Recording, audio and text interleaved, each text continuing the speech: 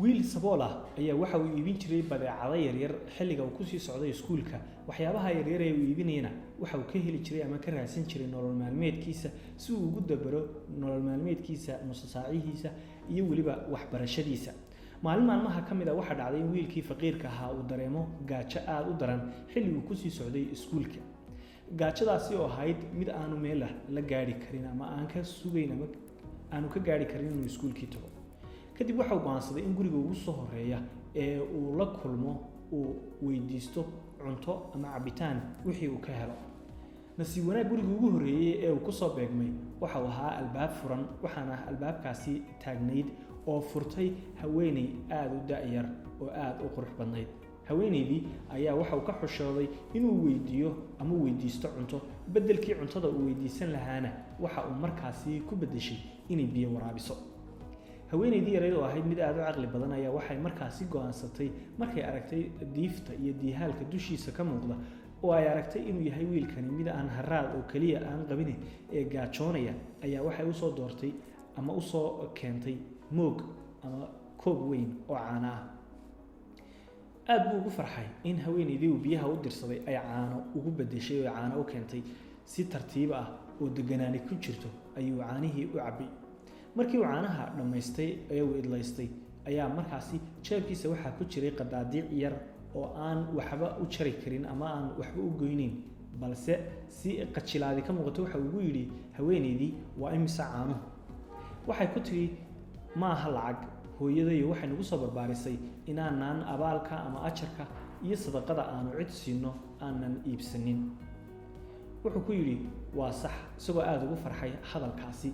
kadibna wuxuu ku yidhi, igaho oo iga hano mahadnaq qalbigayga kaaga timi, aad baad u mahadsan tahay.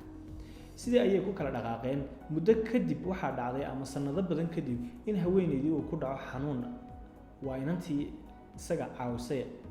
xanuunkaasi inanta haleelay ayaa noqday mid magaaladii ama goobtii ay joogtay dhakhaatiirteedu ay waxba ka qaban kari waayeen.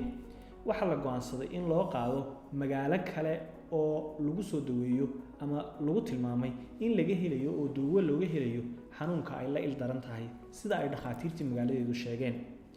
waxaa la geeyey magaaladii kale, waxaana la geeyey mid ka mid ah dhakhaatiirtii halkaasi ugu waaweyneyd, iyada oo dhakhtarkii intii ay ku jirtayna xaaladdeeda si weyn loola tacaalay.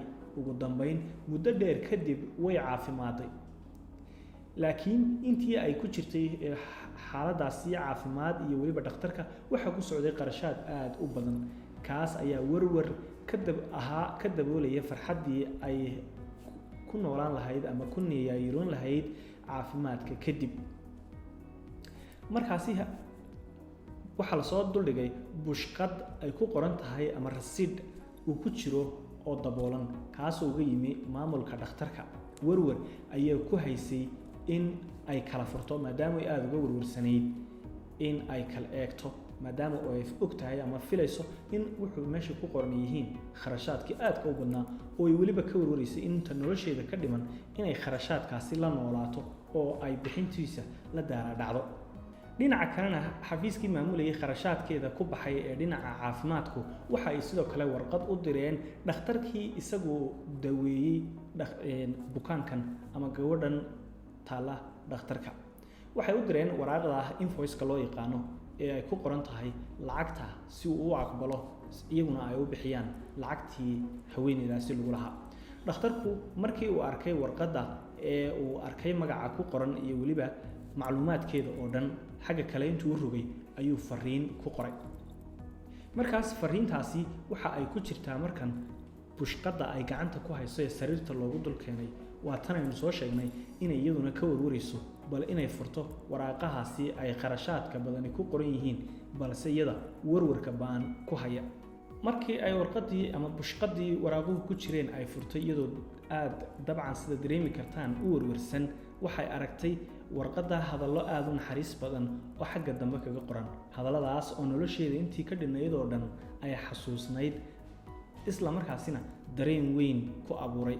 waxaa ku qornaa xagga dambe ee warqadda, waxaa ku saxeexan Dr. Xasan Amiin oo ah miskiin aad sanooyin ka hor siisay koob caana ah. isla markaasina kharashaadkii iyo wixii kugu baxay oo dhanna waxaa lagugu bedelay ama aad ku gadatay koob caana ah oo sannado ka hor aad bixisay. waxay ahayd qiso aad u cajiiba oo dabcan ina tusaysa weynaan iyo yaraan inaanu marnaba abaalku lahayn, balse macnaha abaalku yahay marba xilliga lagu galo, ujeeddada lagugu galo iyo wakhtiga uu kusoo beegmo. taas ayaa macno u samaysa mar walba abaalka. ha ilaawin abaalka. odhaah baa tidhaahda abaal waa la galaa balse cid gudda lama arko, taasoo muujinaysa in bulshooyin badani aanay u dhug yeelan abaalku macnaha uu leeyahay iyo muhiimadda uu leeyahay. haddii aad ilowdo abaallada lagu galana, taasi waxay ka go'an tahay adiga mustaqbalkaaga. sheekadani waa sheeko aad u xigmad badan haddii aad u fiirsataan, oo ina tusaysa abaalka ka sokow naxariista, isu dhibirsanaanta iyo weliba in mar walba layska warhayo oo qofka wax ku weydiisanaya aad oogadiisa iyo weliba dareenkiisa iyo diihaalka dushiisa ka muuqda fiiro dheer aad u yeelato. mararka qaar waxaynugu dhex nool kuwa qarsanaya baahidooda, calooshoodu maran tahay, balse afka aan ka sheegan karin. sida ay haweeneydani samaysayna waxaa loo baahan yahay in mar walba aynu fiiro dheeraanno. adigu daawadee sheekadaasi xigmaddeeda, qisadeeda iyo weliba waxyaabaha ku jira maxaad ka faa'iiday adiga dhinacaaga?